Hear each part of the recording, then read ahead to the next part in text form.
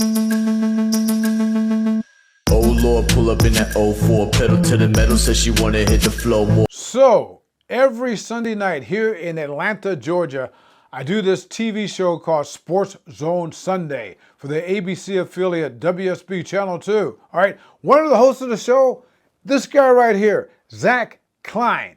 Zach Klein, last week up in Flowery Branch, Georgia, home of the Atlanta Falcons, asked Kirk Cousins, would you have signed back in March with the Atlanta Falcons for $180 million, $100 million of it guaranteed, if you knew that 6 weeks later on draft day, this past April, that the Atlanta Falcons would use the number 8 pick overall to draft your successor, Michael Penix Jr.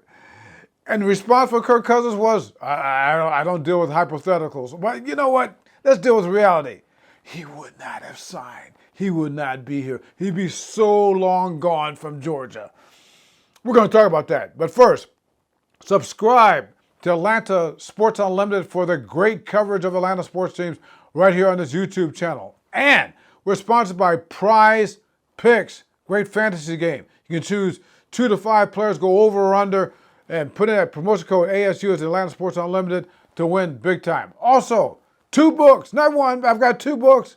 The Real Hank Aaron, you can get me autographed right here at Atlanta at therealhankaaron.com. And then the other one, Red Brick Magic, Sean McVay, John Harbaugh, Miami University's Cradle of Coaches. Well, I went to Miami University, and I can sign this book for you right there at redbrickmagic.com. Now, there are about 1, 2, 3 huge reasons why there was no way that Kirk Cousins would have signed with the Falcons if he knew they're going to draft Michael Penix Jr., his successor, with the 8th pick overall. Okay, here's number 1.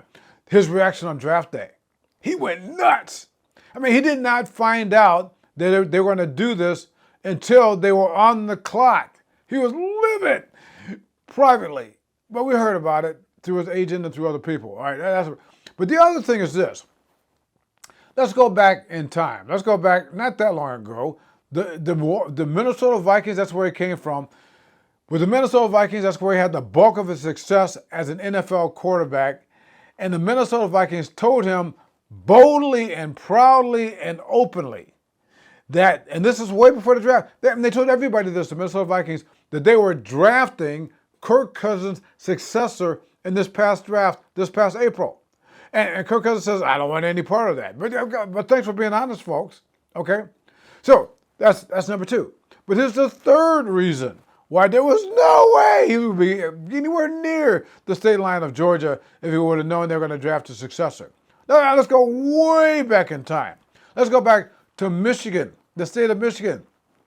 He's in high school. He's got the dream about playing for Michigan State.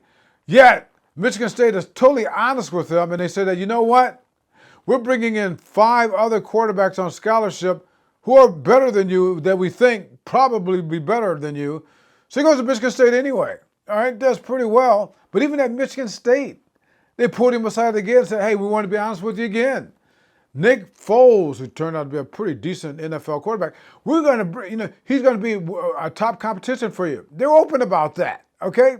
And there's some other things that happened after that, but I want to jump to this. A few years ago, he's firmly entrenched as a starting quarterback for the Minnesota Vikings.